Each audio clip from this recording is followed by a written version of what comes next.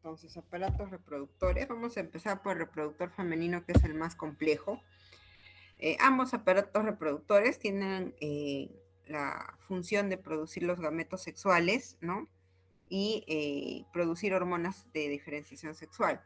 Sin embargo, en el caso de las mujeres se agregan dos funciones más, que es la de producir o tener la capacidad de alojar un embrión, ¿no? O sea, un ser nuevo, y permitir el nacimiento de un nuevo ser, ¿no? El alumbramiento y el nacimiento. Y tanto los masculinos como los femeninos se van a dividir también en órganos genitales internos o pelvianos o pélvicos, que están dentro de la cavidad pélvica, y los órganos genitales que están por fuera, que serían los genitales externos. En base a eso es como se va a desarrollar ambos temas, ¿no? En el caso de la mujer, ¿por qué se vuelve tan complejo lo que viene a ser el aparato reproductor o el sistema reproductor? Porque tiene variaciones hormonales que son, digamos, frecuentes, intensas durante todo su periodo de edad fértil, ¿no? Desde la menarquia, que es la primera menstruación, hasta la menopausia, que es la última, teniendo una edad fértil aproximadamente que comprende entre los 12 a los 40, 45 años, que son unos 30, 32 años más o menos. ¿Ya? Los genitales internos, en el caso de la mujer, está compuesto desde lo más interno, que vienen a ser los ovarios, las trompas, el útero y la vagina, ¿no? Y los genitales externos es lo que se ve hacia afuera, que está compuesto por los labios mayores, menores, el monte de Venus, el clítoris y la parte externa del introito vaginal. Entonces, en el caso de los genitales internos, dentro de todos estos órganos, el más importante vendría a ser el ovario. El ovario es el órgano formador de los gametos sexuales femeninos, y aparte que es el órgano que produce las hormonas de diferenciación sexual femenina.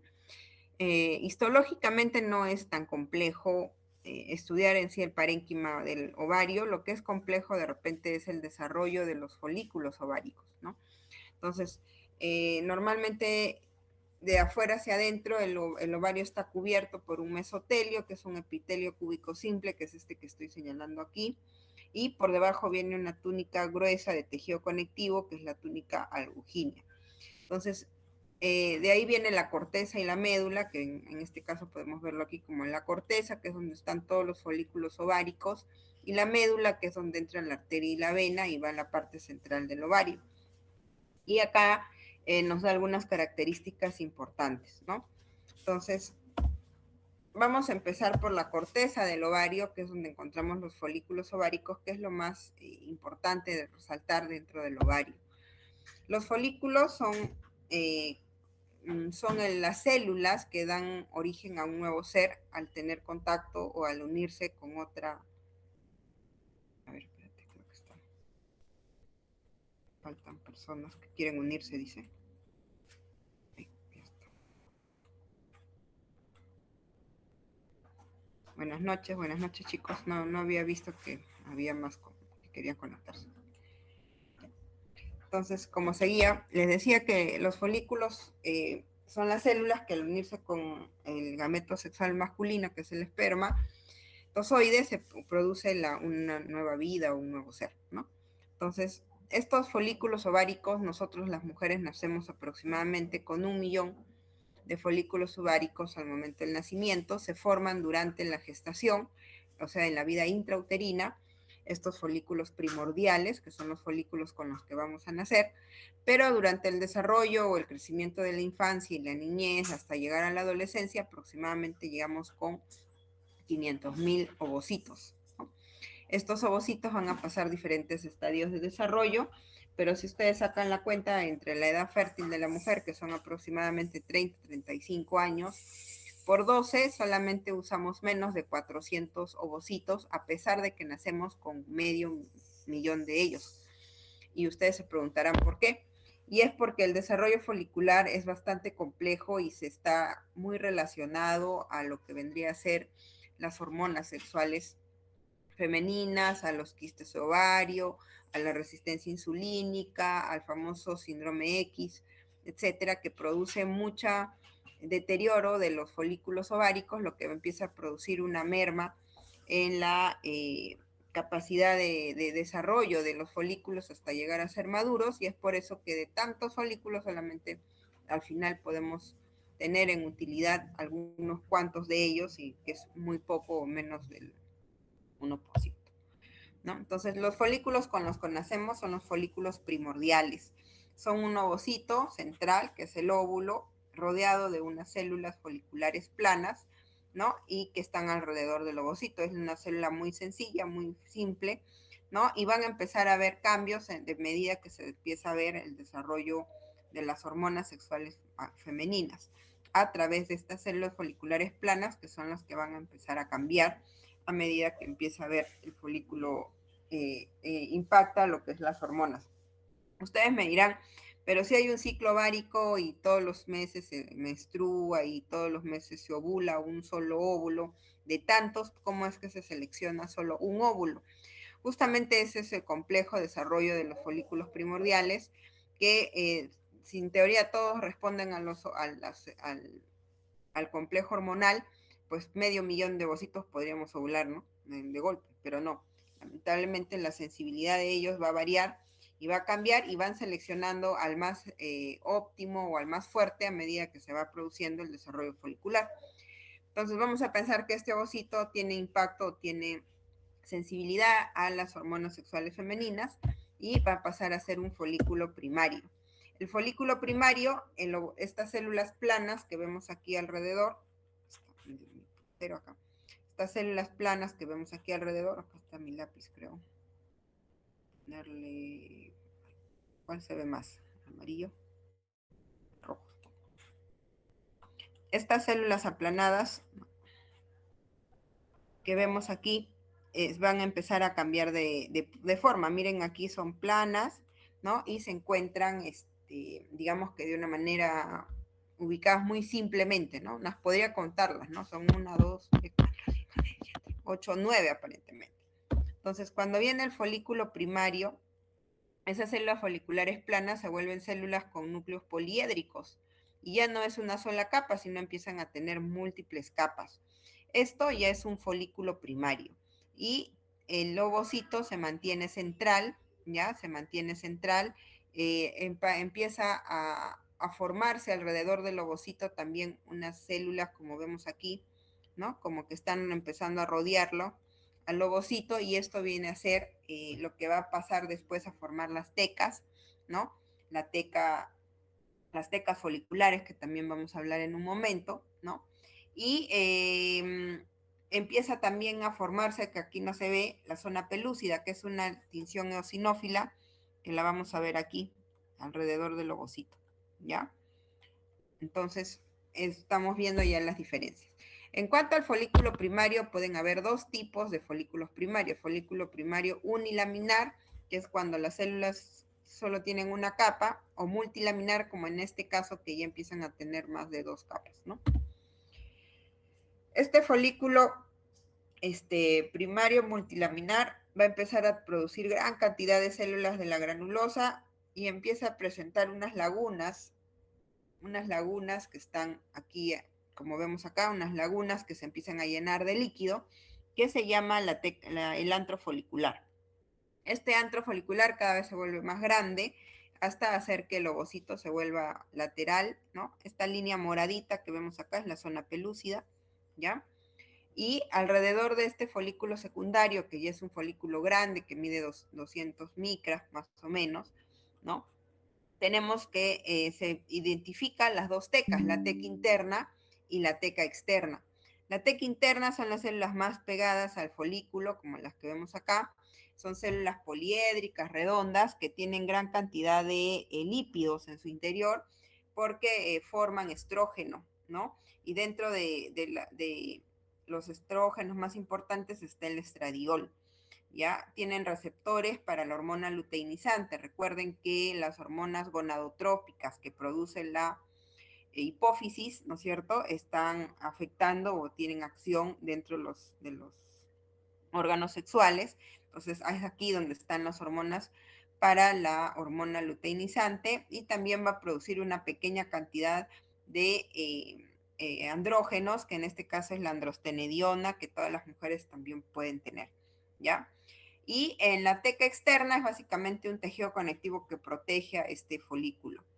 En el antro folicular es donde encontramos básicamente el ovocito lateralizado y empieza a formarse alrededor de este ovocito unas células de la granulosa que empiezan a pegarse a él, que ya no se llaman células de la granulosa, sino se va a empezar a llamar un cúmulo oóforo, ¿no? Que es esto que está acá, que lo va a mantener unido a un lado de este folículo, que lo vamos a ver ahorita, ¿ya?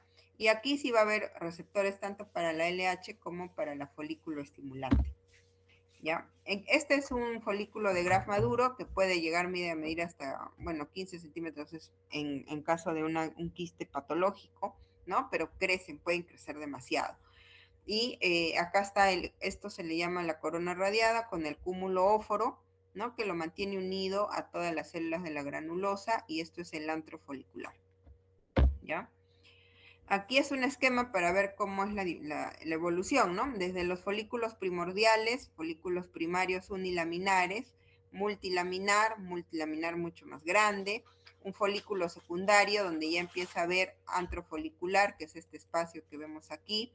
Este espacio empieza a ser cada vez más grande, empieza a lateralizarse el ovocito y finalmente tenemos un folículo de Graf, que es un folículo grande, ¿no?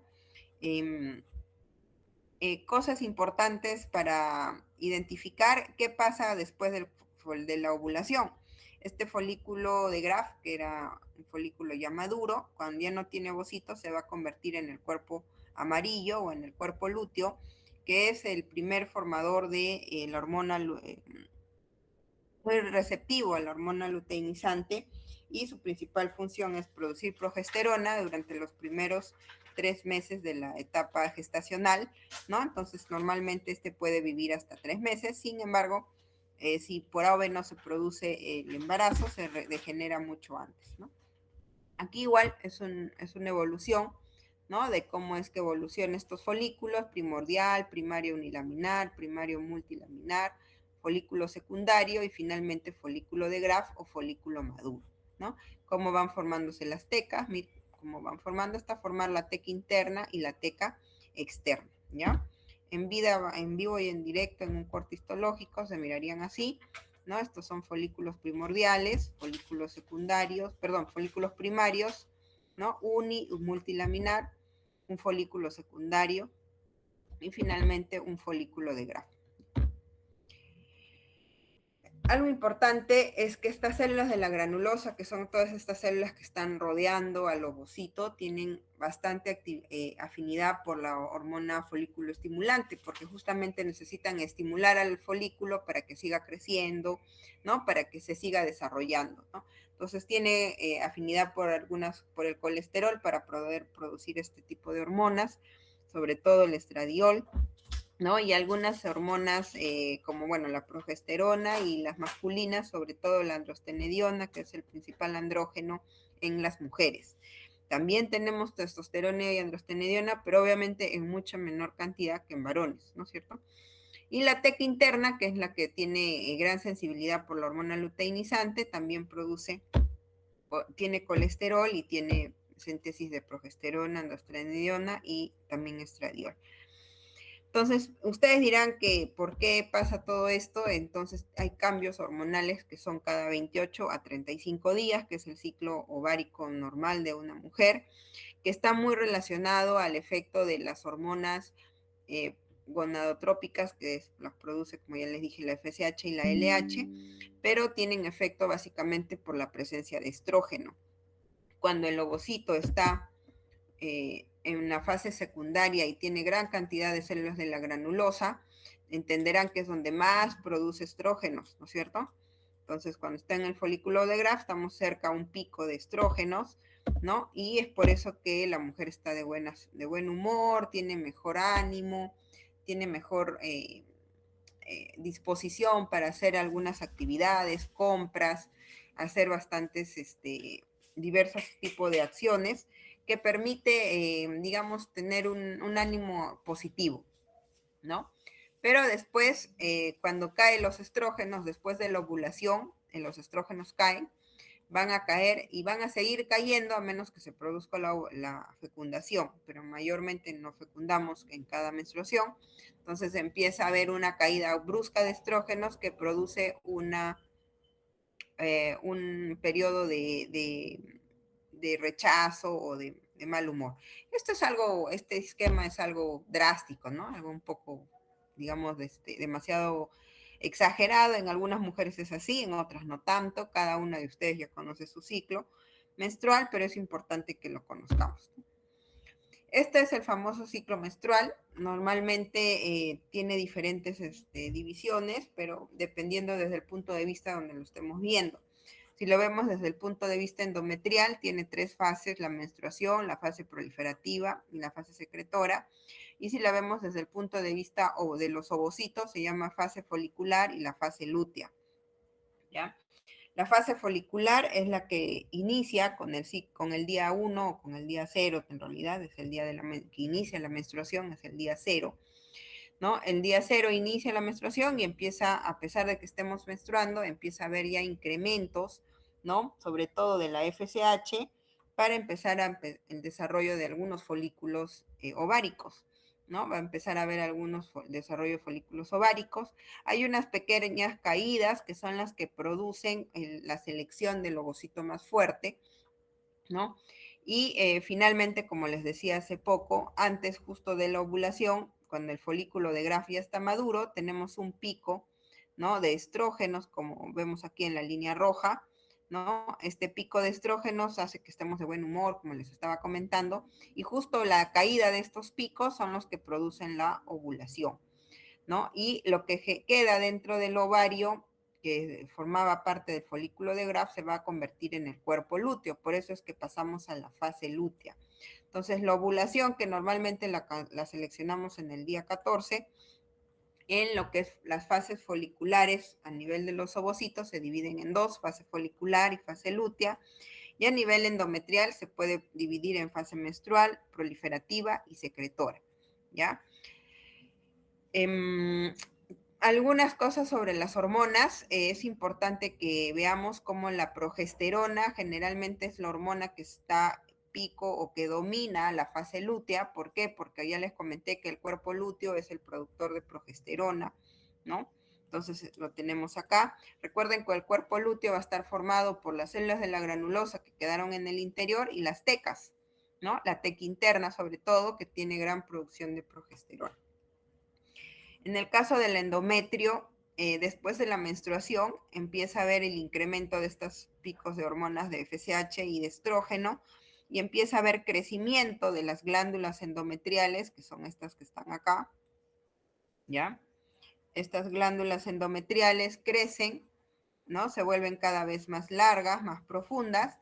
Las arterias espiraladas también empiezan a crecer de tamaño y el endometrio nuevamente se ensancha.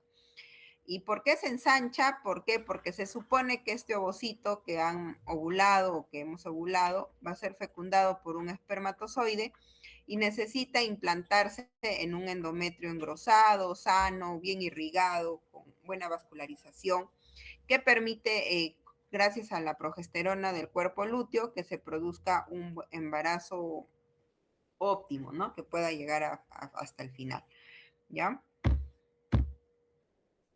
Esto de las hormonas es muy importante, inclusive hasta en el momento de hacer ejercicios, ¿ya? Esto lo puse por eso, para que vean que es interesante.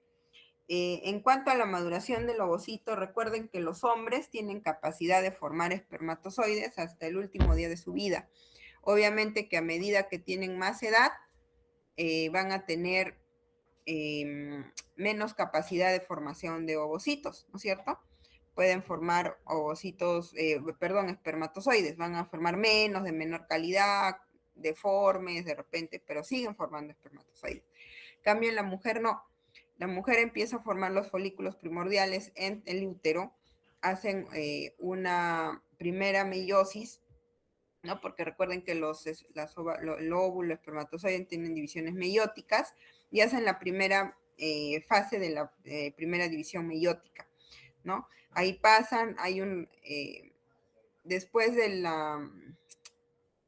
nacimiento, ¿no? empieza a haber una maduración de estos ovocitos hasta ser un ovocito secundario. Normalmente nuestros ovocitos, que son con los que vamos a nacer, van a hacer una detención, se dice, en la metafase de la segunda división meiótica, ¿no? Y se quedan ahí en metafase, hasta que venga el espermatozoide para complementar y producir finalmente terminar la división meiótica y poder empezar ya la división celular en multiplicación hasta formar una mórula, etcétera, que es la que se implanta en el endometrio, ¿ya?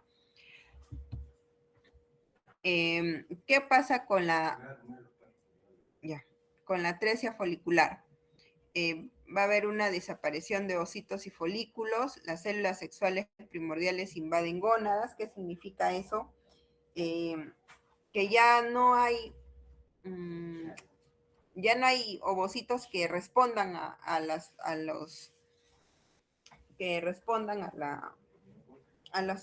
hormonas, ¿no? Entonces van a ver, como dice acá, hay una proliferación excesiva hacia el 5.º mes de la vida intrauterina. Nacemos con 1 millón, pero vamos a llegar, como también ya les dije, a la pubertad con 500.000 más o menos de folículos primordiales, ¿no? Que son los que van a ser los que tengan posibilidad de ovularse. Ya a la menopausia llegamos con muy escasos. Entonces, a este periodo de desarrollo se le llama atresia folicular, ¿ya? Entonces, eso es importante que lo tengan en cuenta para que cuando alguno de ustedes quizás sea ginecólogo, lo puede determinar, ¿no? A través de una ecografía, etcétera, ¿no? Sobre todo ahora que está muy estudiado lo que es la infertilidad. El cuerpo lúteo también es bastante interesante, sobre todo en sus funciones hormonales, ¿no? Normalmente, como les dije, está formado por las células de la granulosa y de las células que quedan de las tecas, ¿no? Y van a tener síntesis de progesterona gracias a la hormona luteinizante. Y van a haber dos formas de degeneración del folículo del cuerpo lúteo, cuando hay ovocito fecundado y no fecundado. Cuando hay no fecundado, deteriora, como ya les dije, en los primeros 10 días después de la ovulación, ¿no? Porque no se llegó a hacer la fecundación ni nada, entonces aparece. Mientras que el ovocito fecundado puede llegar hasta las 12 semanas de gestación, donde sigue produciendo hormona de progesterona, hasta que la placenta ya toma un tamaño importante y es la que empieza a producir con mayor claridad la hormona, la beta-HCG, que es la hormona del embarazo, ¿no? Que se le conoce como la coriónica humana. Ya. Muy bien. ¿Preguntas hasta ahí, chicos? ¿Alguna duda? ¿Alguna pregunta? Ahí. ¿Hay alguna duda, alguna pregunta? Ahí. Ya. No hay preguntas.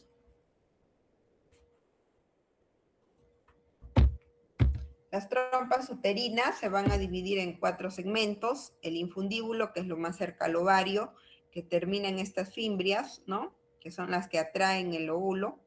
Recuerden que el óvulo es ovulado hacia la cavidad peritoneal, en realidad, ¿no? Es ovulado hacia allá, pero las fimbrias son los que lo atraen hacia la trompa uterina. Es por eso que pueden haber implantaciones de ovarios o de, mejor dicho, de embriones fuera de la cavidad del aparato reproductor, ¿no? En abdomen, en intestino, que se llaman embarazos ectópicos, ¿no? Hay embarazos también aquí en la ampolla, que es donde se produce generalmente la fecundación. El istmo, que es esa parte donde se adelgaza para atravesar finalmente la parte intersticial, que es lo que atraviesa la pared del útero, ¿ya? En cuanto a la histología, el epitelio del útero y de las trompas es un epitelio cilíndrico simple, con células ciliadas, ¿no? Tienen una formación secretora, porque también tienen una capacidad de secreción. Esa en cuanto a la mucosa. En la capa muscular tienen músculo liso, que también va a tener varias capas, ¿no? Que son generalmente que son interna y externa, y la serosa, que es el epitelio plano que está alrededor, que lo recubre por encima, ¿no? Que lo recubre de manera externa.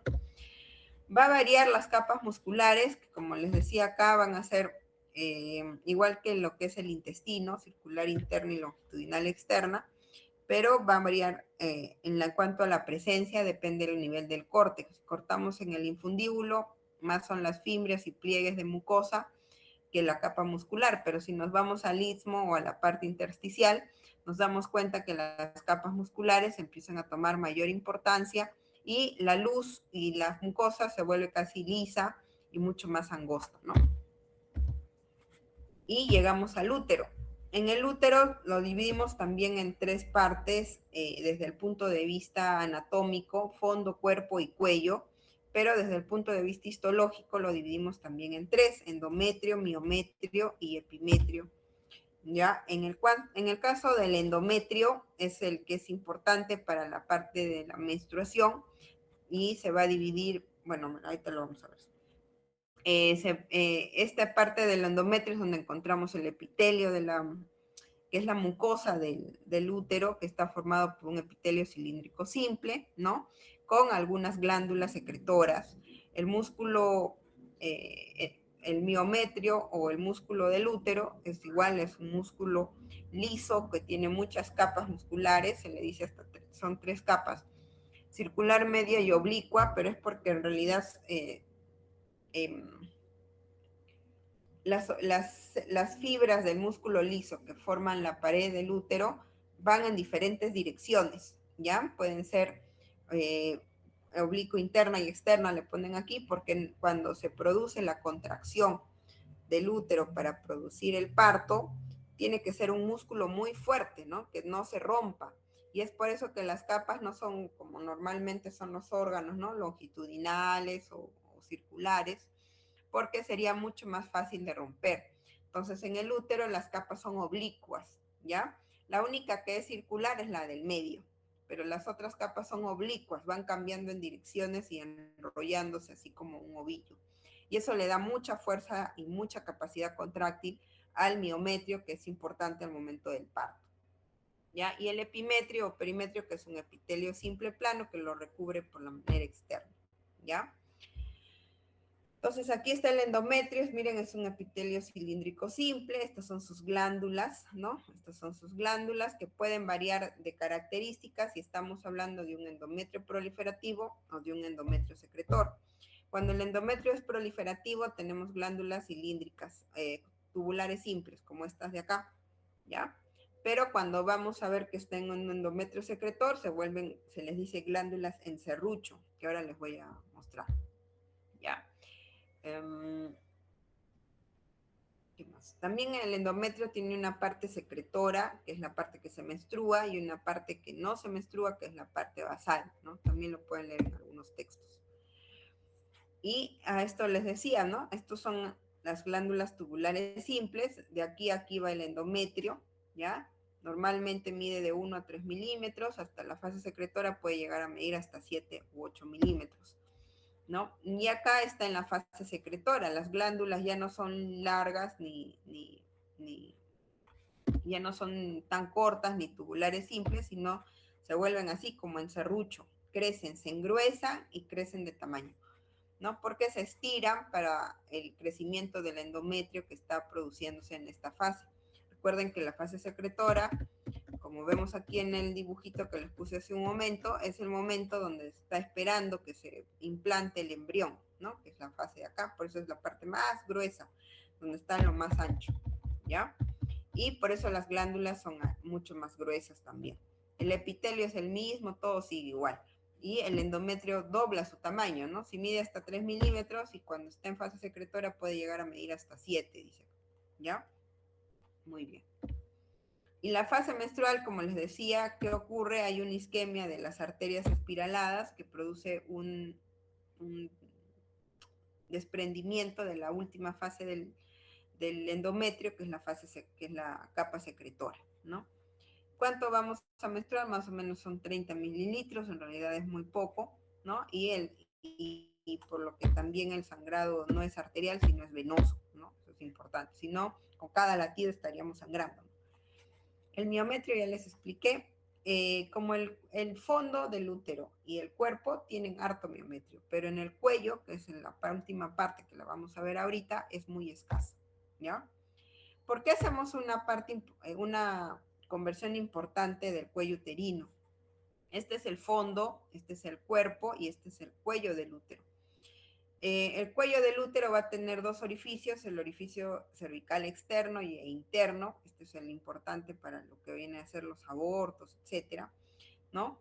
Y aquí hay un conducto endocervical, que es lo que conecta finalmente el útero con la vagina, ¿ya? En este cuello, donde ya no hay músculo como normalmente hay en la pared del cuerpo uterino, es importante la transición epitelial que se produce. Como yo les comenté, el epitelio del útero era, a ver, ¿qué epitelio era? A ver, sin mirar. Ya. Magdiel, ¿qué epitelio era? ¿El epitelio del útero?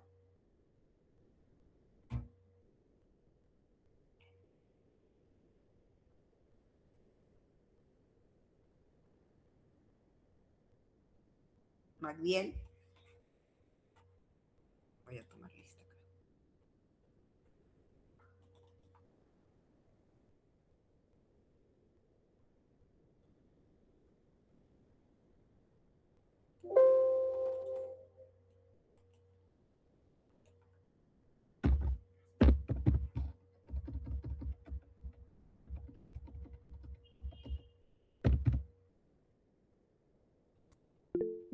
Disculpe, me parece que no tengo buena conexión desde hace rato.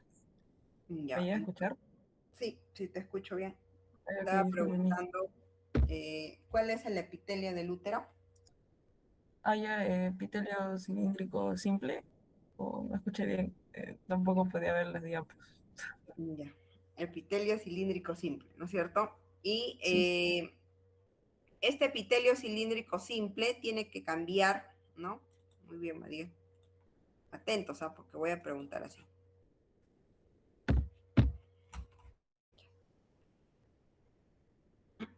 Este epitelio que es interno, cuando el cuello uterino está hacia afuera ya, en la parte externa, que es lo que va hacia la vagina, cambia a un epitelio estratificado plano.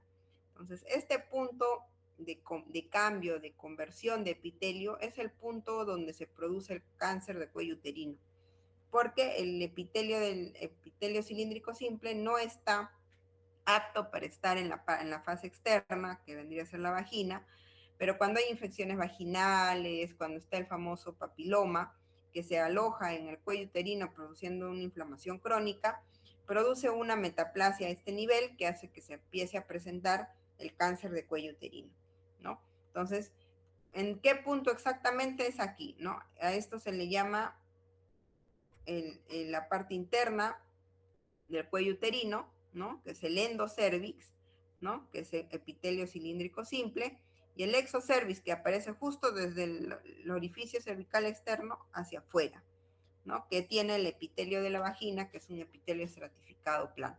Entonces, justo en ese punto que viene a ser en el orificio externo, es donde se produce el punto de cambio de epitelio que produce metaplasias, ¿ya? Entonces, aquí es lo que dice eso, es la mucosa, su mucosis serosa. Recuerden que en el cuello no tenemos músculo, como en como en el cuerpo y el fondo, ¿no? Y la mucosa está formada en el endocervix por epitelio cilíndrico simple, ¿no? Secretor con cilios y con glándulas irregulares, obviamente, ¿no? Y en el exocervix tenemos un epitelio simple plano, ¿ya? Como dice acá, está revestida por epitelio estratificado plano. La submucosa es un tejido conectivo denso y la serosa, que es un epitelio de revestimiento simple plano, ¿ya? Entonces, esto es importante que lo recuerden para que sepan a qué se refiere cuando se hace el Papa Nicolau. Cuando se hace el Papa Nicolau se introduce un hisopo, se hace un raspado justamente así como un círculo alrededor del orificio, se hace un raspado y se impone en una lámina, ¿no? Para ver si hay células cancerosas, ¿ya? En cuanto a la vagina es un órgano que tiene un epitelio plano, aquí está, un estratificado plano, sin queratina, obviamente, ¿no? tiene músculo distribuido en su lámina propia, ¿no? Eso sí, que viene a ser también con una capa muscular bien gruesa también y elástica. Tiene mucho tejido conectivo la vagina, por eso es un órgano que puede estirarse mucho, ¿no? Ya no solamente por ser el órgano copulador, sino porque también se tiene que estirar para que puedan hacer un bebé, ¿no? Y más o menos cuánto se tiene que ensanchar el orificio interno para que nazca un bebé. ¿Quién me dice? ¿Quién sabe? ¿Alguien sabe? La dilatación para que nazca un bebé por este orificio tiene que ser de 10, ¿no? Dilatación de 10 centímetros. Esto que mide menos de 1 centímetro tiene que dilatarse 10 centímetros para que nazca la cabeza de un bebé. Y la vagina, que normalmente tiene un espacio de unos 3 a 4 centímetros, también se puede estirar hasta que nazca un bebito y salga hasta los hombros, ¿no? Los hombros del recién nacido, ¿ya? Muy bien. En cuanto a los órganos genitales externos, que son de la mujer, básicamente es epitelio de la piel, un epitelio estratificado plano, no queratinizado, perdón, y va a tener dos características, que los del interno son sin folículos pilosos, ¿no? Es un epitelio estratificado plano, pero la parte externa, que son los labios mayores y el monte de Venus, sí van a tener presencia de vellos en gran cantidad, ¿no? Como esto ya les dije, bueno, esto ya lo saben, es parecido a piel. Los labios mayores igual, ¿no? Tiene gran cantidad de glándulas sudoríparas, viene de ahí la importancia de la higiene de la zona genital de manera regular, ¿no? Y está cubierta por gran cantidad de pelos, tiene folículos sebáceos y pueden producirse quistes a nivel de la zona púbica, sobre todo en personas o mujeres que se depilan de manera continua, ¿ya? Y los labios menores son pliegues que no tienen pelos, pero que sí tienen glándulas sebáceas y también pueden producir unos quistes que son muy dolorosos en la zona genital, que hay que drenarlos muchas veces haciendo un corte para evitar este mayor dolor, ¿no? Porque se hinchan mucho, inclusive pueden llegar a reventar. Ay, no está abierto esto, ¿no? En cuanto al clítoris, que es en la parte, los labios menores forman como un capuchón por encima del clítoris, se compone de dos cuerpos cavernosos, entonces tiene capacidad de erección, ¿no? Y un epitelio estratificado plano muy delgadito, con abundante sensación, terminaciones sensitivas, ¿no? Por eso es el órgano del orgasmo femenino, ¿no? Y tiene mucha familiaridad a lo que vendrían a ser los cuerpos cavernosos en el pene del varón. Vestíbulo, bueno, el vestíbulo se le dice a toda la zona que está entre los labios menores, ¿no? Igual es un epitelio estratificado plano, ¿no? Ahí está el introito vaginal, el himen en las mujeres que no han tenido contacto sexual, que está como cubriendo lo que viene a ser la vagina, ¿no? Hay glándulas como las glándulas de Bartolino que también se pueden inflamar y produce mucho dolor, ¿no? Y el himen, que es un epitelio de tejido conectivo, que es vascularizado, por eso hay sangrado cuando las mujeres inician su actividad sexual, y es plano estratificado, ¿no? El epitelio. Todos los métodos anticonceptivos, generalmente hormonales, atacan a lo que vienen a ser, no atacan, pero cortan o limitan las hormonas desde el punto de vista mujer, ¿no? Desde el condón femenino, bueno, el condón femenino no, pero tiene también, se llama, espermicidas, ¿no? Pero sí todo lo que viene a ser las píldoras, el anillo hormonal, la T, que también tiene hormonas, la anticoncepción puede ser trimestral, mensual, dependiendo que sea a través de inyectable intramuscular, el implante que puede durar de 3 a 5 años. Bueno, esto del coitus interruptus yo no lo considero un método anticonceptivo, porque no lo es. Los parches, que también son hormonales, y el diafragma, que también tiene cierta parte de espermicidas. Todo lo que está en rosado lo usa la mujer, todo lo que está en rosado. Y lo único que queda para los hombres en realidad es el preservativo, y el método anticonceptivo quirúrgico, ¿no? Que es lo que queda para lo que vendría a ser los métodos masculinos. El preservativo es el único método anticonceptivo de todos estos que te protege no solo de embarazo, sino también de enfermedades de transmisión sexual. Y todas las demás tienen un efecto hormonal que acortan o ¿cómo se dice? Engañan al sistema hormonal femenino evitando la ovulación, ¿ya? Entonces, eso es importante que ustedes lo sepan. Todos estos implantes hormonales tienen algún efecto sobre la mujer, sí, porque ya les dije que justamente el estrógeno alto es lo que produce la ovulación y estos lo limitan, entonces nos hace estar a veces de mal humor, nos hace doler la cabeza, nos hace en algunas mujeres sangrar más, les produce dolor, molestias, etcétera, pero son los métodos que tienen las mujeres, ¿ya?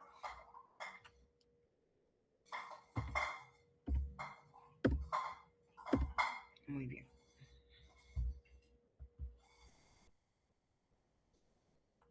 Vamos a hacer preguntas. A ver, Ian, ¿en cuántas fases se divide el desarrollo folicular?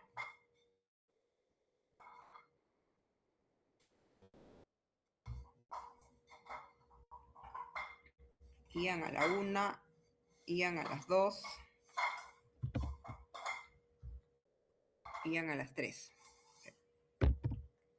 A ver, yo, Jairo, ¿en cuántas fases se divide el desarrollo folicular?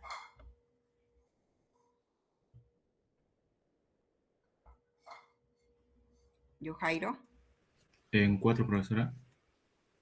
Mm, no son fases, eso es el desarrollo, bueno, el desarrollo del folículo ovárico es una cosa, pero el desarrollo de las fases del ciclo menstrual, ¿cuáles son? Desde el punto de vista del desarrollo folicular. Solo son dos.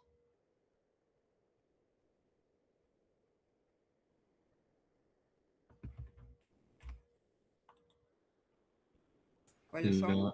La fase folicular y la fase lútea. Ya, la fase proliferativa o folicular y la fase lútea. Muy bien. Está. Vamos a poner acá.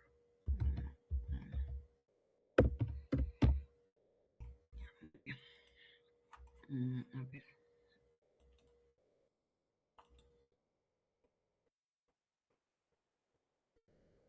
Emanuel, a ver, dime, ¿qué características tiene el folículo maduro?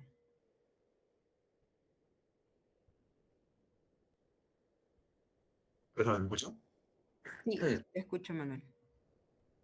Bueno, el folículo maduro primero, bueno, una característica que es importante, aparte del folículo maduro, también tiene como folículo de Graf. Ujú. Así, en simple vista, por ver su tamaño, también vamos a ver que sobresale cómo se llama esto del ovario y produce cómo se llama esto una elevación, que esta se va a llamar, que será el estigma. Y en la parte de cómo se llama del ovocito que tendríamos, sería la zona pelúcida, la corona radiada, eso podríamos ver. En el antro, podríamos hacer el líquido, que tiene un líquido folicular muy desarrollado. Y creo que nada más es lo que podemos ver en eso. O sea, Ya, aparte de eso, podemos ver, o sea, el andro, el lobocito, la corona radiada, zona pelúcida, teca interna, creo que aún está general, la externa, creo. ya, Los estrógenos, que es la producción alta de estrógenos que hay también, y también el LH, si es que no me confundo. Eso sería todo. ya. A ver, Estéfano. Estéfano, ¿qué función tiene el cuerpo lúteo?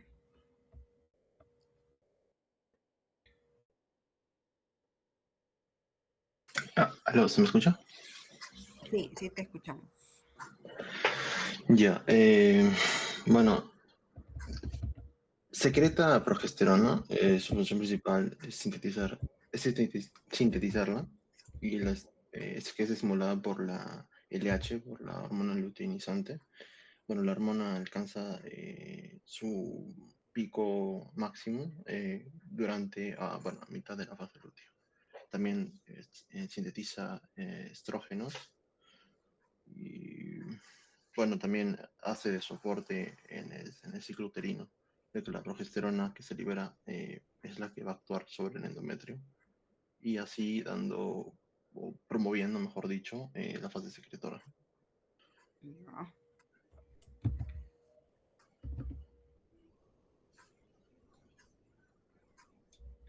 A ver, Valeria.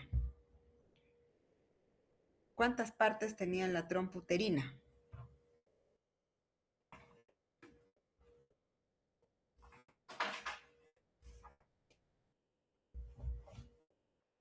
¿Se me escucha, doctor? Sí, Sí. La trompa tiene 4 partes principales.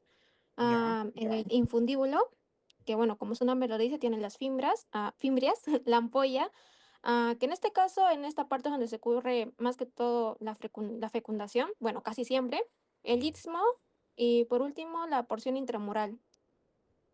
ya. Valeria. A ver, Brian, ¿qué importancia hay en el epitelio del cuello uterino?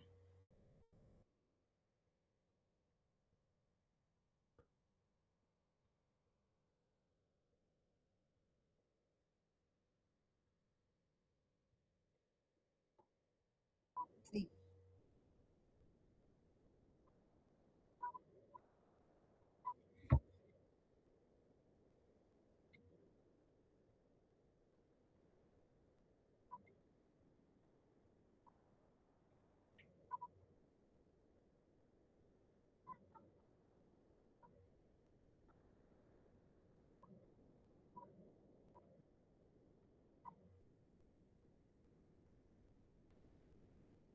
ya. Pero en cuanto al epitelio,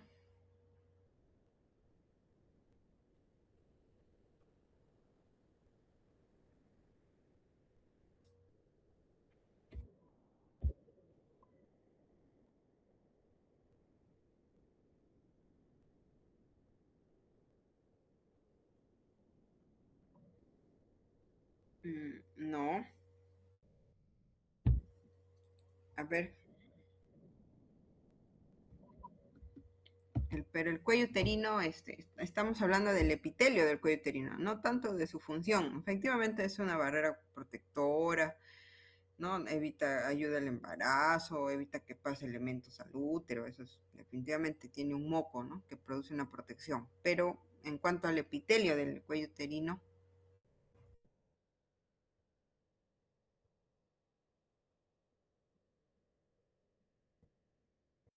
a ver, Erlis,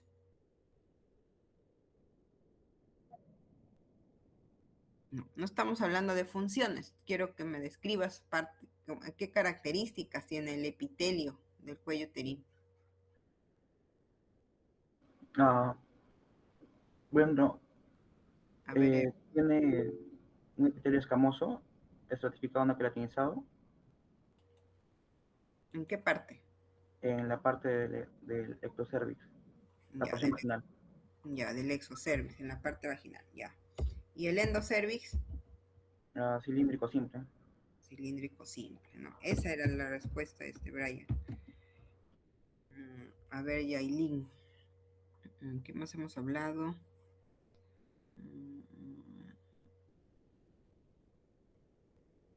Ya. ¿Qué características tiene el endometrio durante la fase secretora?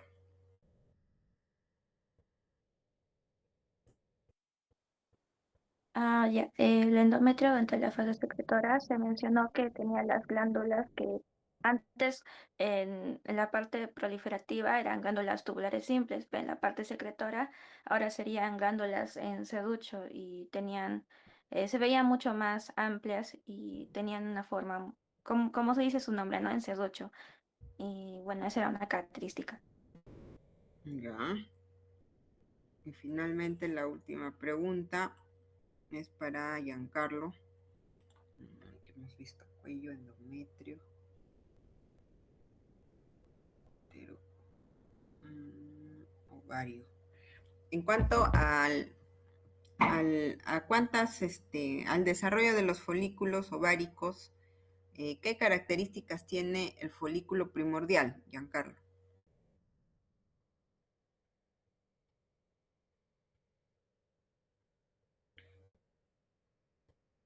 Giancarlo. Sí, doctora. Ujú.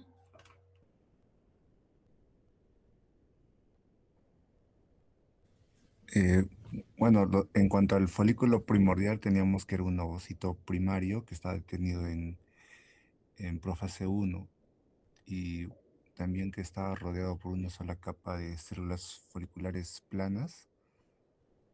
Otra cosa podría ser que se localiza en la corteza del ovario.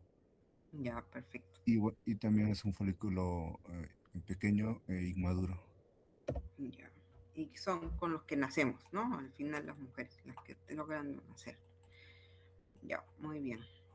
Muy bien, ahora sí pasamos a masculino, ¿ya? Pasamos a masculino. Masculino es mucho más corto, pues no se asusten. Mucho más corto que el femenino. Esto ya les dije, ¿no? ¿Cuáles son las funciones? Son dos: producir hormonas de diferenciación sexual masculina y producir espermatozoides o gametos sexuales masculinos, ¿no? El órgano también se divide según la cavidad pélvica en órganos internos y en órganos externos. Y aquí básicamente el órgano reproductor masculino es un conducto que va cambiando y se va enrollando y va formando al momento de enrollarse diferentes órganos en todo el trayecto, solamente con la función de producir los espermatozoides y llevarlos hacia el exterior, ¿no?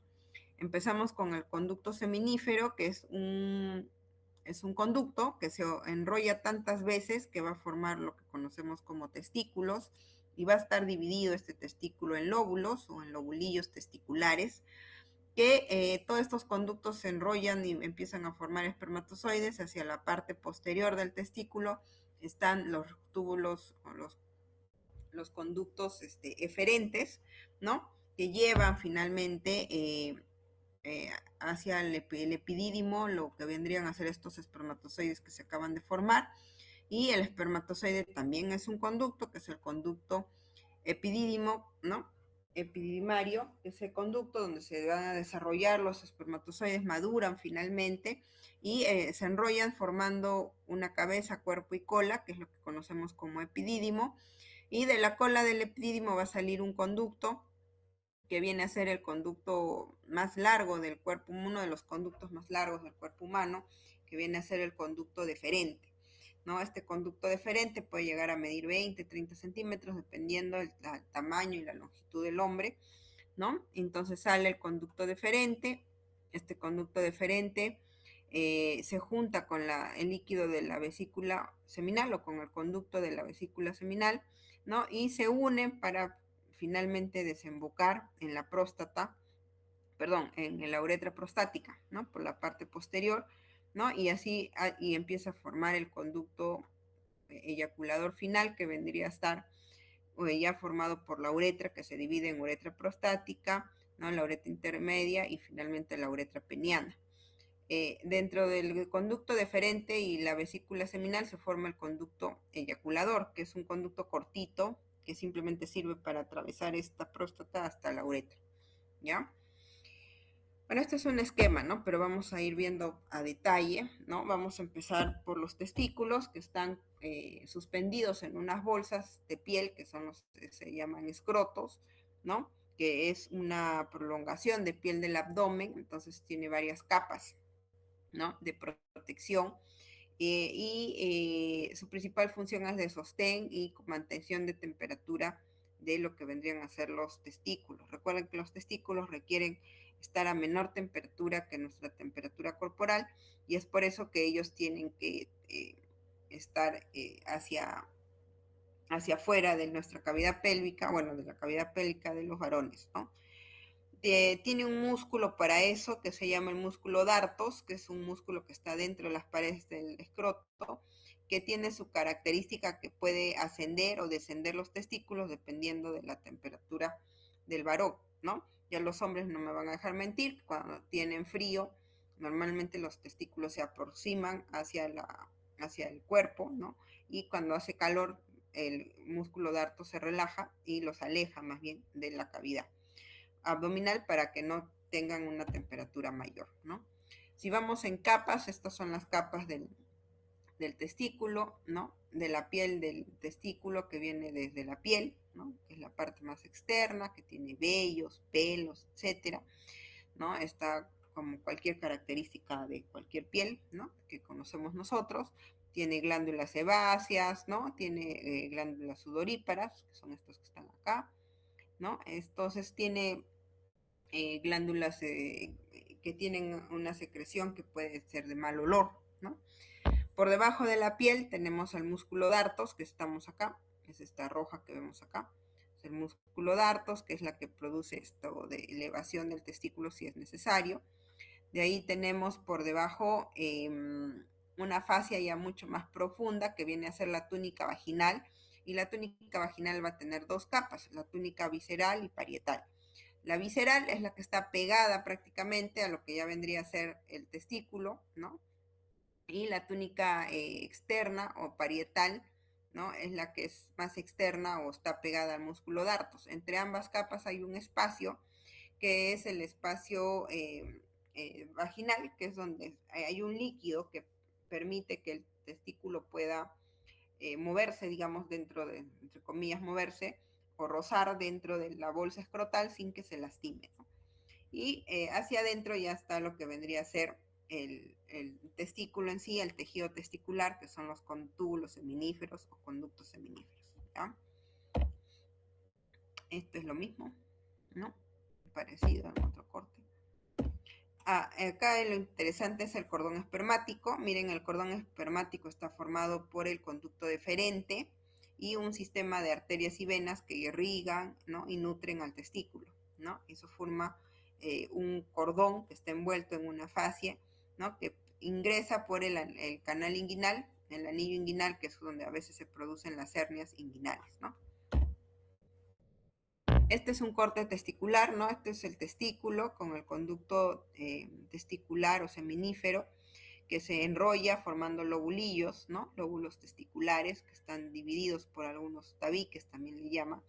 Y hacia la parte posterior van a estar la red de testis, que es una red testicular que va colectando los espermatozoides formados en los túbulos seminíferos.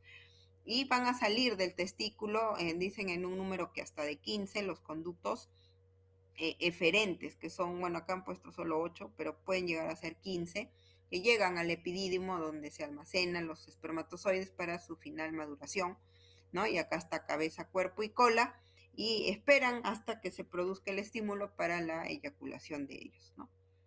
Muy bien. Este cordón espermático, como es una cuerda, a veces puede girarse en sí mismo y se produce una emergencia masculina que se llama torsión testicular, donde se produce una necrosis testicular, ya que a través de este cordón, si se tuerce, se anula, es como que tuerces una manguera, ¿no es cierto? Y deja de pasar agua, igualito deja de pasar sangre, se llena de sangre venosa y se produce la necrosis testicular, si es que esto no se corrige de manera precoz dentro de las primeras horas del transcurso de lo que ha pasado. Cuando se produce una torsión testicular, generalmente cuando hay un golpe muy brusco, un movimiento, un salto así demasiado brusco sin mantener un suspensor, ¿no? Lo que produce que se tuerza el cordón espermático, y con eso se produce la necrosis por falta de irrigación de este testículo, ¿no? ¿Cuántas horas hay? Normalmente deben ser menos de 2 horas antes del inicio para entrar a la cirugía, ¿ya? En cuanto histológicamente, hablando del testículo, como ya les dije, estaba la túnica vaginal, ¿no? Que tenía 2 capas, una túnica parietal y una visceral. La parte visceral, que es la que está pegada al testículo, también se le llama túnica albugínea. Entre ambas capas hay un espacio que es el espacio vaginal. Dentro del testículo en sí encontramos el conducto seminífero. Imagínense que han hecho un ovillo y ese ovillo lo parten a la mitad, entonces van a ver solamente hilos, ¿no? O fibras de la lana, ¿no? Entonces ven así cortes transversos la mayor parte del tiempo, donde se puede evidenciar a este tipo de células que ahora se le llamado epitelio seminífero, pero no es un epitelio, en realidad no cumple esas características, pero es muy parecido a un epitelio, pero es donde se produce los espermatozoides, ¿no? Aquí están las espermatogonias, tanto primarias, secundarias, las espermátides primarias, secundarias, para producir los espermatozoides finales, ¿ya? Creo que eso es lo que dice acá. Ahí. En cuanto al testículo, van a haber dos células importantes, las células intersticiales o células de Leydig y las células que son intraseminíferas o de los túbulos, que son las células de Sertoli, que se encuentran dentro del epitelio seminífero, importantes ambas para el desarrollo de espermátide, ¿ya? Si no funcionan o no están activas estas dos células, pueden producirse pacientes que sean estériles, ¿no? Esta es la túnica albuginea. Acá igual es un corte, miren, ¿no? Este es un testículo, se enrolla el túbulo en muchas partes formando lobulillos o lóbulos testiculares, que hacia la parte posterior se forma una red que es como unos túbulos que colectan todos los espermatozoides, que se llama red testicular. Y esa red testicular en la parte posterior a través de los túbulos eferentes con E nomás, eferentes, van hacia el epidídimo, ¿ya? Eso es lo que dice acá. Acá igual es una ampliación, ¿no? De lo que vendría a ser los epitelios seminíferos, ¿no? Este epitelio seminífero, si ustedes ven, tiene diferentes estadios de desarrollo, ¿no? Acá como que los núcleos son más alargados porque ya está en forma de espermátides. Siempre están en meiosis porque están en desarrollo, siempre, ¿no? Entonces siempre hay ese tipo de capacidad. Alrededor de los túbulos seminíferos siempre hay un tejido muscular liso, ¿no? Unas células mioepiteliales que son características y necesarias con cierta capacidad contráctil para poder impulsar estos espermatozoides listos hacia el epidídimo, ¿no? Si no, no los podrían trasladar. Lo mismo, no veo diferencia en lo que les acabo de decir. Lo único que sí es importante las células intersticiales, que no, bueno, acá no están, pero ahorita seguro la vamos a ver. Acá, como les decía, en el epitelio seminífero vamos a encontrar las espermatogonias, que son las células madre, ¿no? De donde nacen los espermatozoides. Encontramos células de Sertoli, que son células con núcleo más pequeño, que se encuentra inmerso en este túbulo seminífero, importante para la producción hormonal necesaria. Espermátides, bueno, y ahí sí, primarias y secundarias, que son espermátides ya maduras, que van formándose. A medida que van llegando a la luz, los núcleos se vuelven más alargados porque empiezan a formar la cabeza del espermatozoide, ¿no? Y en el intersticio, o sea, entre los túbulos seminíferos, encontramos a las células de Leydig, ¿ya? ¿Cuál es la diferencia entre ambas células? Las células de Leydig, ya les dije, son células que están entre los túbulos seminíferos, no están dentro. Dice, constituyen un 20% del total celular de testicular, producen andrógenos, dentro de ellas la más importante, la testosterona, por efecto de la hormona luteinizante. Entonces yo les puedo preguntar, ¿la hormona luteinizante qué efecto tiene en la mujer? Por ejemplo, ustedes me dirán, una opción sería, estimula el cuerpo lúteo, ya, perfecto, ¿no? Para la producción de progesterona, excelente. En el hombre, ¿qué hace? Estimula la célula de Leydig para producir testosterona, ¿no? Dice, las células de Leydig son numerosas en el neonato y en el adulto y no existen básicamente en la infancia, por lo que casi no se secreta testosterona durante este ciclo vital, ¿ya? En las células de Sertoli son células que se encuentran más bien dentro de los túbulos seminíferos y están siempre presentes y son sensibles a la FSH, ¿ya? Y son las que se necesita como soporte para iniciar la espermatogénesis. Si la célula de Sertoli no responde a la folícula estimulante, no tiene receptores, no tiene sensibilidad, etcétera, no se producen los espermatozoides, ¿no? Y para que esta acción se realice, necesita de la testosterona, ¿ya? Y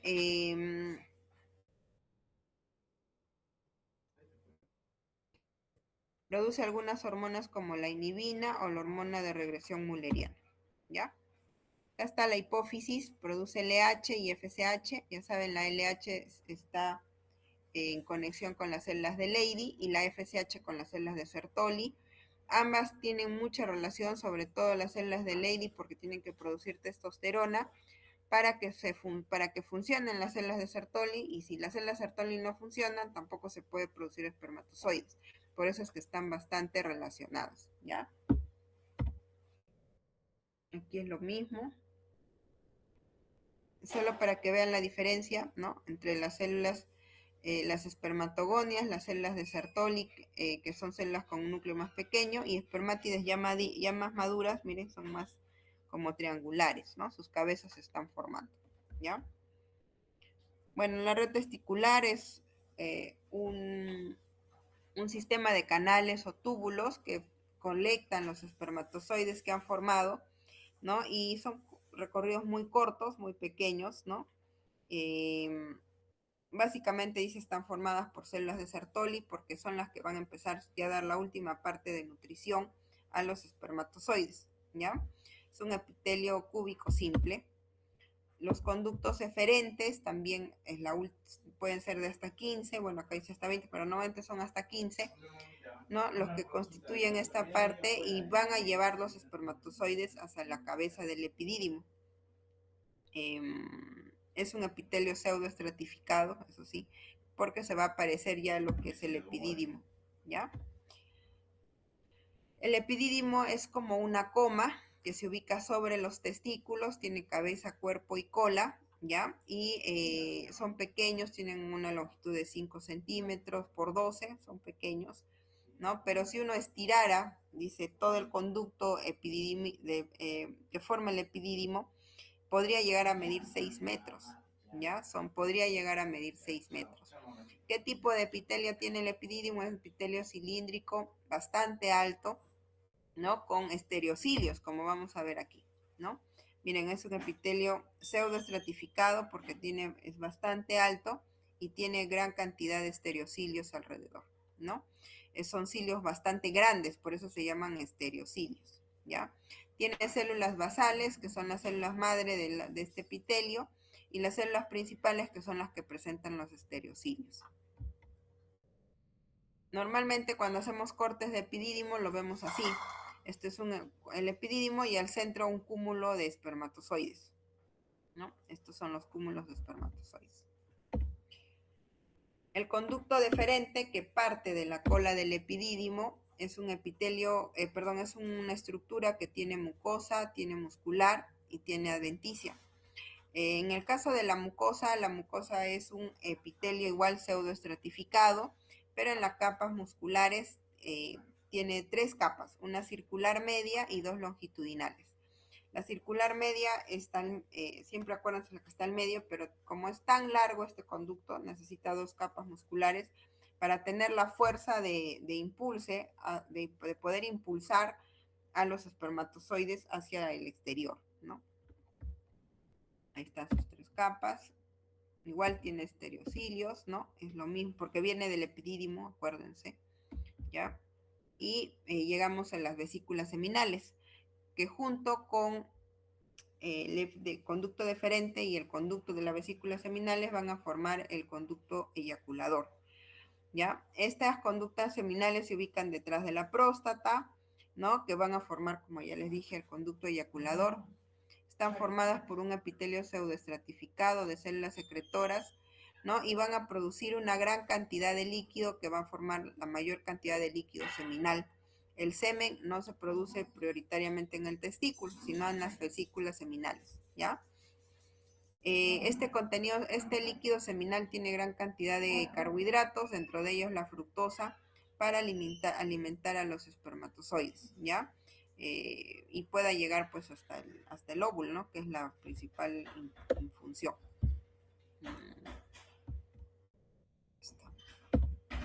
El conducto eyaculador, ya les dije, es la última parte, que es la unión con las vesículas seminales con el conducto deferente, ¿no? Y también es un epitelio entre cilíndrico simple a pseudoestratificado cilíndrico, porque también va variando, ¿no? Mientras más cerca está el conducto deferente, es pseudoestratificado, pero mientras más se va acercando a la uretra es cilíndrico. De ahí este conducto eyaculador atraviesa la próstata. La próstata es un órgano que se encuentra debajo de la vejiga, ¿no? Y ahí vamos a encontrar la uretra prostática al medio de esta glándula. Está formada por glándulas túbulo-alveolares, ¿no? Como ven, un túbulo y tiene alvéolos al final, por eso es túbulo-alveolares. Está formado por una mucosa, submucosa y una lámina propia. Tiene una característica que están formados por estos cuerpos amiláceos que también solamente se encuentran dentro de la próstata, así como mirábamos también los corpúsculos de Hassel en el timo, no sé si se acuerdan. Igualito aquí son estructuras mioepiteliales, ¿no? Que se enrollan en sí y están formando los cuerpos amiláceos, ¿ya? En cuanto a su tejido, de la submucosa, como les dije, eran glándulas túbulo-acinares, por eso se ven así, y tiene mucho estroma, ¿no? Fibro muscular. Crece de tamaño, a medida que los hombres se vuelven mayores, empieza a crecer de tamaño a partir de los 45, 50 años. Las glándulas bulbouretrales o glándulas de Cooper son unas glándulas pequeñitas que están justo por debajo de la próstata donde sale la uretra, ahí se encuentra, ¿no? Y están compuestas también por un epitelio cilíndrico que va a desembocar específicamente en la uretra del pene, ¿ya? También tiene, su función también todas las glándulas es ya producir un líquido que va a formar parte finalmente del semen. Y finalmente hemos pasado a uretra prostática, bueno, la uretra transmembranosa, que es la que atraviesa la pared abdominal, y finalmente la uretra peniana, que es la uretra esponjosa, ¿no? El pene, cuando hacemos un corte de pene así como en rodajas de salchicha, se ve así, ¿no? Con dos cuerpos cavernosos, que son como los ojos, y un cuerpo esponjoso, que es con una boca, que es la uretra, que pareciera así como una mosca, ¿no? La cara de una mosca, para que no se olvide. Dos cuerpos cavernosos y un cuerpo esponjoso, ¿ya? Está dividido obviamente en dos capas, en dos cuerpos cavernosos a través de un tabique, ¿no? Y este tabique está formado por una túnica de tejido fibroelástico, que es la túnica albuginea, y es altamente vascularizado porque ahí es donde son los órganos erectores del pene, se llenan de sangre al momento de la erección, ¿no? Y la parte final del pene, que se llama glande, ¿ya? En cuanto a la uretra esponjosa del pene, se encuentra en el cuerpo esponjoso. Aquí, como ven, es un epitelio urotelio, ¿no? Una característica del urotelio, ¿ya? Y nada más, eso es lo más interesante aquí. No hay mucho detalle. Eso sería todo. Preguntas de varón. Preguntas de aparato reproductor masculino.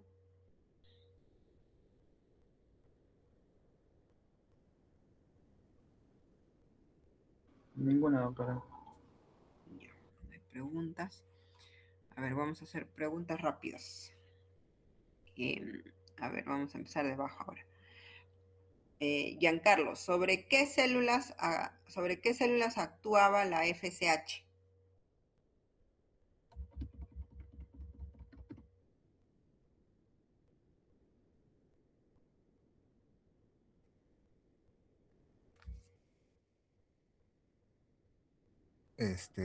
Del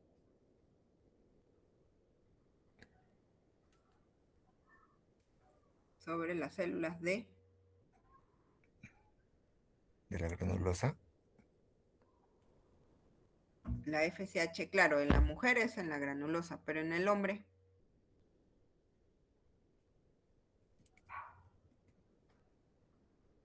Sobre las células de Sertoli, ¿no? Sobre las células de Sertoli.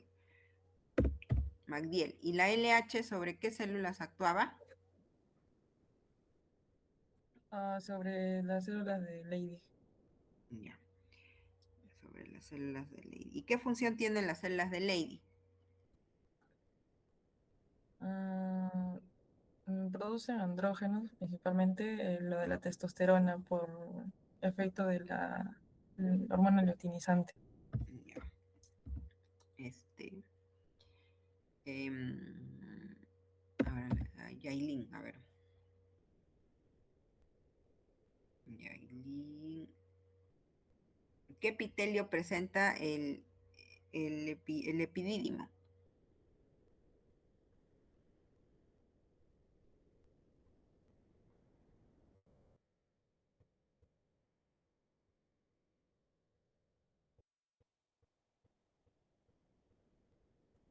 Yailin.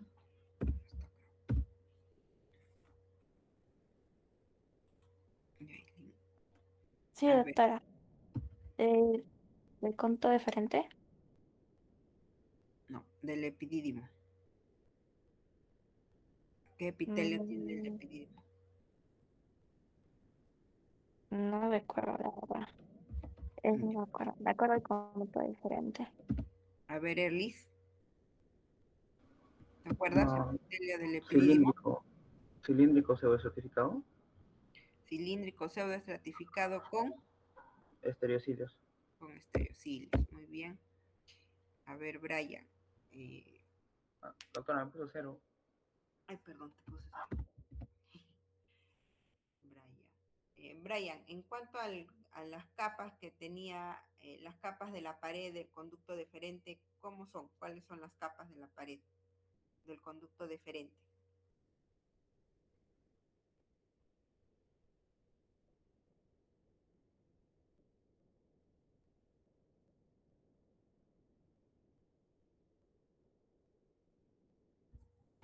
Ya, en la capa muscular, ¿no? Y su epitelio es el mismo del epidídimo, ¿no? Ya, ya. Ujú, ya, muy bien.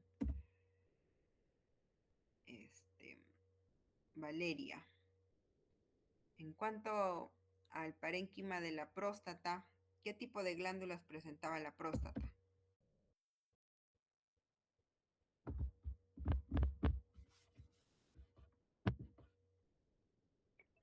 Ya. Son glándulas tubuloalveolares compuestas. Ya, túbulos alveolares, ya. Ujú.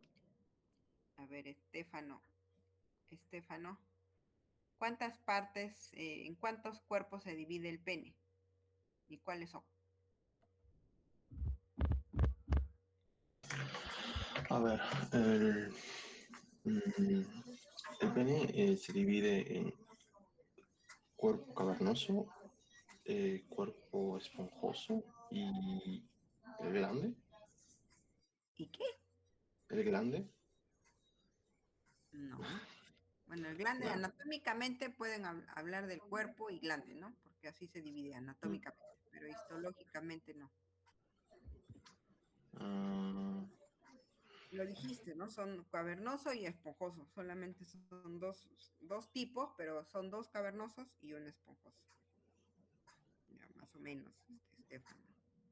Yo creo que no, te faltó. A ver, Emanuel. otra pregunta, ¿vi? A ver, faltan los dibujos. Emanuel, vamos a preguntarte.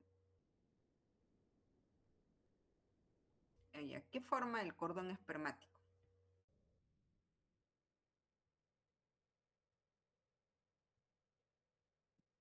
Bueno, lo que forma el cordón espermático creo que sería el anillo inguinal profundo, que va a ir hasta el testículo. Ya, por ahí pasa el cordón espermático, pero ¿qué lo Ah, forma? claro. Sería como se llama esto, el conducto deferente, después las arterias, vasos linfáticos, y nervios linfáticos, y creo que como se llama esto, en la parte de las cubiertas, podemos ver cómo se llama esto, que en las capas de la pared, puede haber creo que la fascia del cremaster, fascia espermática, tanto interna y externa. Sería solo eso. Ya, muy bien. A ver, Johairo, ¿qué forma o a qué le decimos el epitelio seminífero?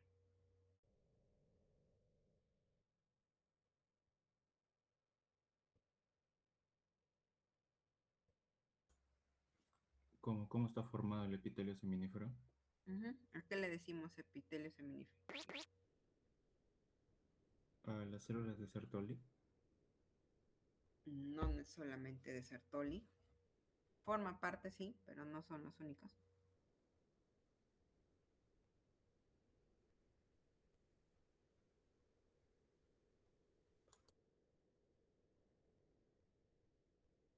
Las células más importantes, ¿cuáles son? Las que forman los espermatozoides, ¿no?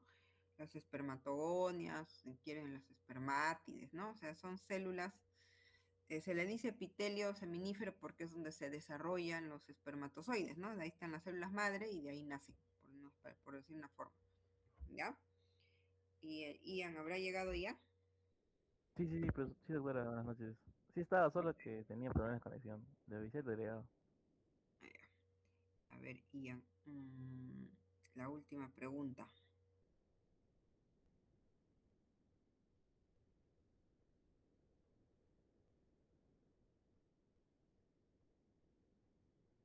Allá. En cuanto al escroto, ¿qué capas tiene el escroto?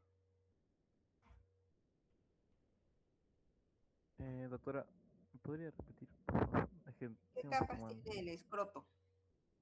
Eh, ¿Qué capas tiene?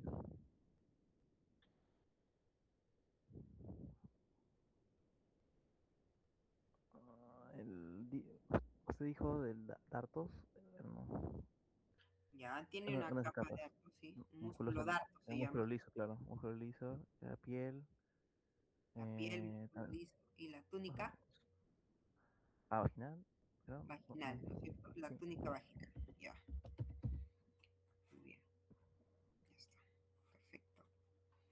Y para terminar, chicos, para que no se aburran. Ahí. Ahí esta cosa no sé cómo sale al final.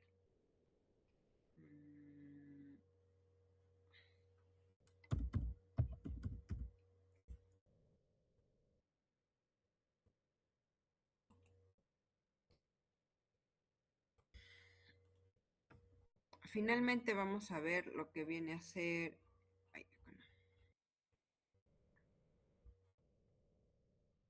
unas láminas, ¿ya? En el caso les voy a, en caso de varón vamos a ver básicamente epidídimo y testículo, ¿ya? Entonces vamos a ver aquí un corte testicular. Empezaremos con estos, a ver. El adulto debe ser este, ¿ya?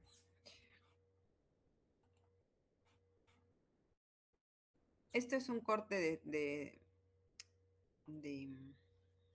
testículo, ¿no? En un adulto. Vemos que son un epitelio seminífero bastante en formación, ¿no? Con bastante actividad. Tenemos las células de Leydig, que son células intersticiales. Acá dice células de Sertoli, por acá algunas se debe mirar. Células de Sertoli. Esta. Esta de acá es una célula de Sertoli. Bueno, acá también hay otra, ¿no? Son células que están dentro del túbulo seminífero. Alrededor está, miren, este músculo, este tejido mioepitelial, ¿no? Con características contráctiles para ayudar a impulsar los espermatozoides hacia el exterior. En el epitelio seminífero vemos diferentes estadios de división meiótica, ¿no? Que es lo que forma finalmente los espermatozoides. Acá debe haber espermátides primarias. ¿No? Cuando ya están así más chiquititas es cuando ya están más maduros, ¿no? Acá el corte ha desprendido algunos segmentos, algunas células. No se logra ver con claridad eso. No deberían haber estas células aquí ya en la luz. En la luz generalmente ya se ponen los espermatozoides maduros.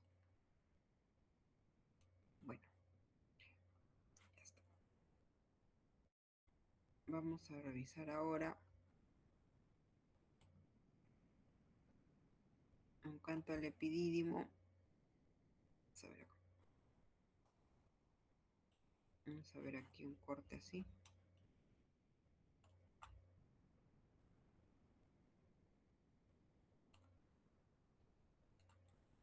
Miren, hacia abajo vemos espermatozoide.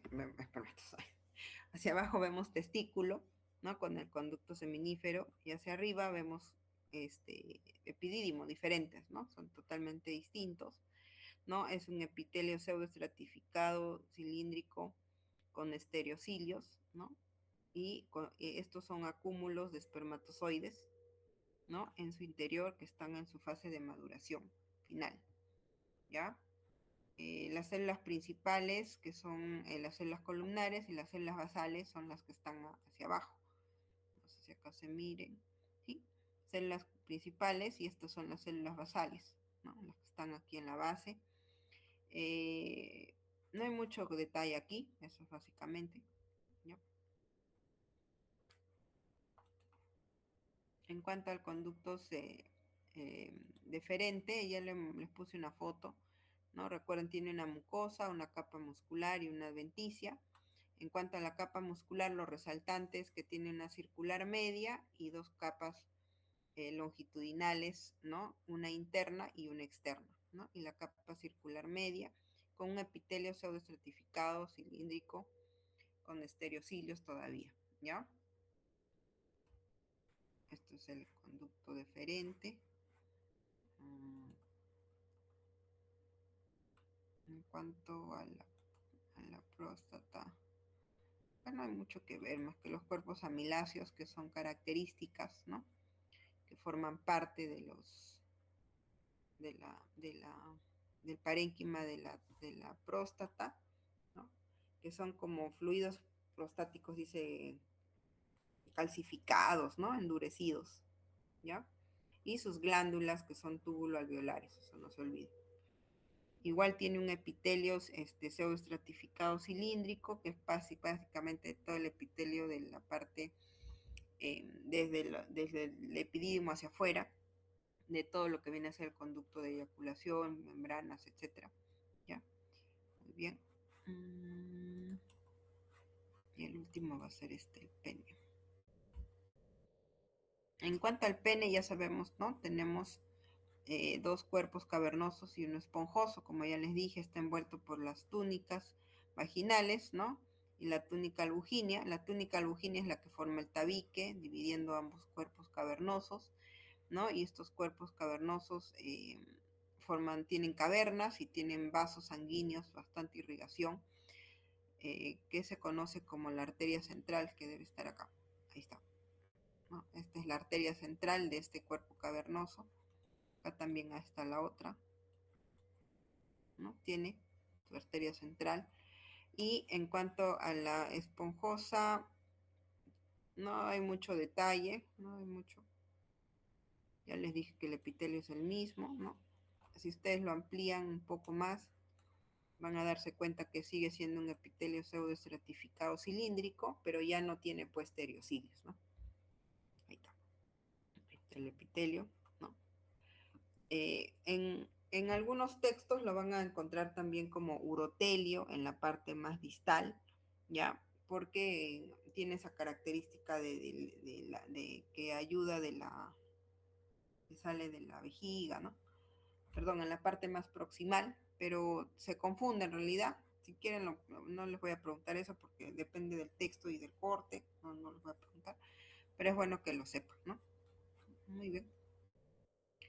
Preguntas, chicos, alguna duda, algo que quieran que repita, que no les ha quedado claro. El día sábado ya estamos tomando nuestro último examen de recuperación. Ya varios les ha ido muy bien en el primer examen, así que tienen con más calma este examen, pero no se confíen, ya, no se confíen, yo no voy a tomarles nada que no les haya dicho, ya. Muy bien, muchas gracias. ¿No hay preguntas? Dime, Estefano. Aquí voy a preguntar algo más, es que no quiero tener un cero. ¿Qué? ¿Me puedo hacer otra pregunta? Es que no quisiera que eso aparezca en mi Excel.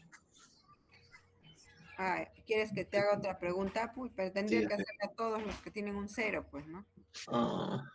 es que sí respondí. Ya vamos a ver si igual. dependiendo del esto. Pero creo que tienes buena nota en el primer examen, ¿o no? No me acuerdo.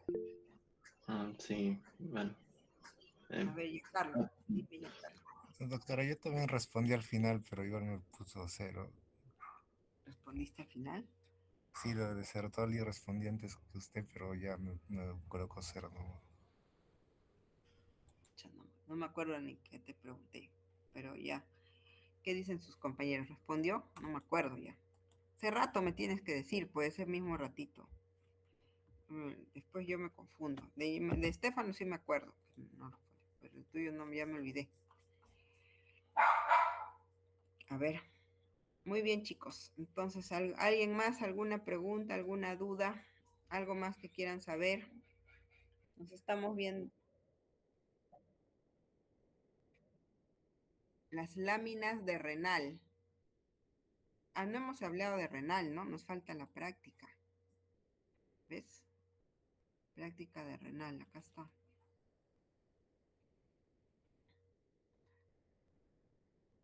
O si les hablé, ya no me acuerdo.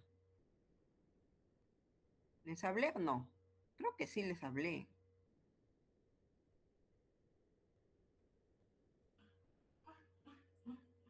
No, sí hicimos las láminas de renal. Sí hicimos renal con respiratorio. Todo entra en todo tiene que entrar. Todo lo que hemos hecho, puedo poner una pregunta, una foto, igual. No es mucho, solo son 3 temas nada más. Es respiratorio, que es súper corto, renal, que también es bastante corto, y el más largo es reproductores, que son femenino y masculino, pero después todos son cortos. Doctora, ¿entraría así como en el primer examen, 12 preguntas y 4 láminas? La idea era que sean 20, sino que en ese día me tenía que imprimir en mi trabajo, porque si no, no íbamos a poder alcanzar. Me estoy olvidando pues de femenino. No les he dado las láminas de femenino. Ustedes también no me dicen femenino. En femenino solo vamos a ver 2 láminas. Esta guía es gratis, la pueden entrar ustedes a revisar el tiempo las veces que quieran. Uno es ovario, ¿no es cierto? Donde vamos a ver básicamente desarrollo folicular, ¿no? Recuerden que el ovario está envuelto por una túnica albuginea, por encima está el mesotelio, que es un epitelio, si ustedes lo ven, es un epitelio cúbico simple, como ven acá, túnica albuginea, corteza. ¿Qué vemos lo primero en la corteza? Estos son folículos primordiales, ¿ya? Son folículos primordiales, y los alejos son pequeñitos, ¿ven? Estos son pequeños. A diferencia que cuando se van profundizando se van volviendo más grandes y empiezan a formarse folículos primarios. Puede ser unilaminar, como estos de aquí, ¿no? Que son folículos primarios unilaminar, ya no están, las células foliculares ya no son planas, sino son cúbicas, y podemos tener multilaminares, como este de aquí, que ya tiene 2 capas, pero también hay, esta cosa acá, ¿no? Hasta volverse en un folículo secundario como este, miren. Aquí vemos clarito la zona pelúcida, que es esto que está alrededor, ¿no? Vemos cómo las células foliculares han crecido en gran cuantía y ya se está empezando a formar los antros foliculares. Este es un folículo secundario. Este de acá al medio nomás es el óvulo. Miren la diferencia de tamaño entre un folículo primordial y un folículo secundario, ¿no? Es bastante notoria la diferencia. Y después este folículo secundario se va a convertir en un folículo maduro o un folículo de Graf, como vemos acá, ¿no? También pueden ahí ver la diferencia. Ay, caramba. Miren, este es un folículo primario unilaminar, folículo secundario multilaminar, perdón, folículo primario multilaminar. Este es un folículo secundario, ¿no? Y este es un folículo de Graf, ¿no? Donde ya vemos un antro folicular bastante formado, ¿no? Aquí vemos otro folículo de Graf, miren acá, ¿no? También un antro folicular ya formado, el cúmulo óforo, la corona radiada, la teca, mira la teca interna y la teca externa, se ven claramente acá, ¿no? Y las células de la granulosa que empiezan a estar más externas. La diferencia de tamaño es evidente entre un folículo de Graf y un folículo primario, miren, ¿no? Todos estos que vemos acá son folículos primordiales, ¿no? Todos los que vemos acá. Ahora, si ustedes son más notorios, se dan cuenta que tenemos zonas con tejido circundante un poco distorsionado, ¿no? Estos son folículos atrésicos o pueden ser cuerpos albicans, que son de los cuerpos lúteos lo que queda, ¿no? El rezago que queda dentro de la corteza ovárica, ¿no? Dentro, miren acá, quedan así, como unas marcas, ¿no? Como unos signos que ya, obviamente ya no tienen actividad hormonal, ¿ya? ¿Preguntas? Ese es el ovario, ¿ya? Y la otra que vamos a ver, uterino.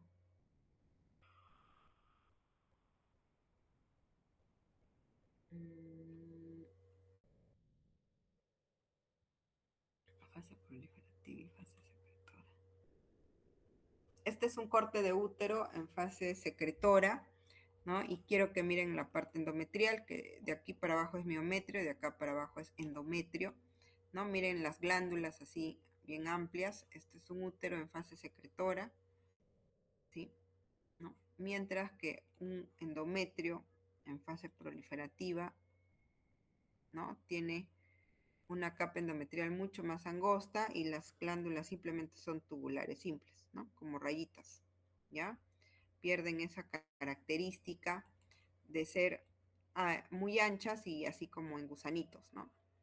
Eso se llama fase proliferativa y en gusanitos fase secretora. Y el cuello uterino que les dije tanto, para que ustedes vean, este es el punto donde se habla de endocervix y de exocervix. Perdón, de endocervix y de exocervix.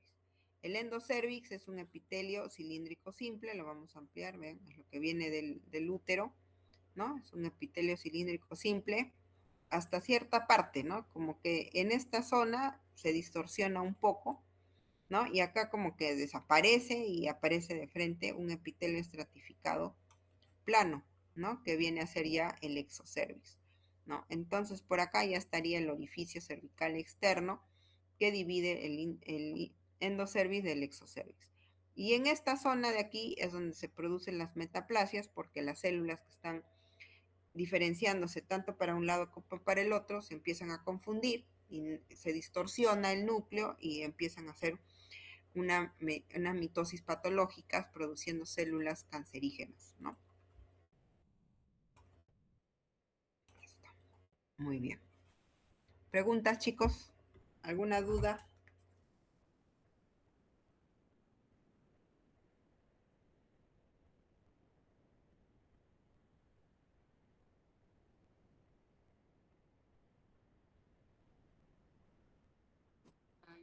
Ninguna, doctora.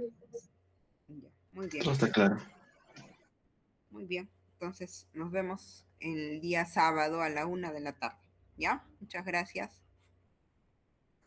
Hasta luego. Ninguna, doctora. Hasta luego, chicos. Hasta luego. Gracias. Pues